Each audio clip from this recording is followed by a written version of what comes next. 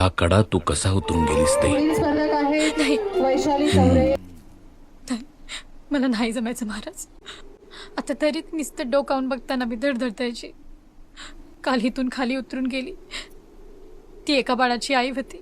बाळ खाली एकलं होतं, भुकेलं होतं म्हणून मी जीवावर उदार होऊन ही कडा उतरत गेली. पर आता माझं बाळ माझ्याकडेच आहे. आता नाही जमायचं महाराज.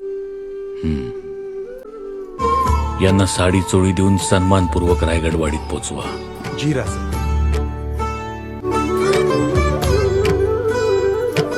या आपल्याला वैशाली चौरे आहे स्पर्धक इतकरीने ही स्पर्धा यशस्वीरित्या पूर्ण केलेली आहे. इंदुलकर, इथे तातडीने बुरुज बांधायला हवा. हिरकणी बुरुज. जी महाराज.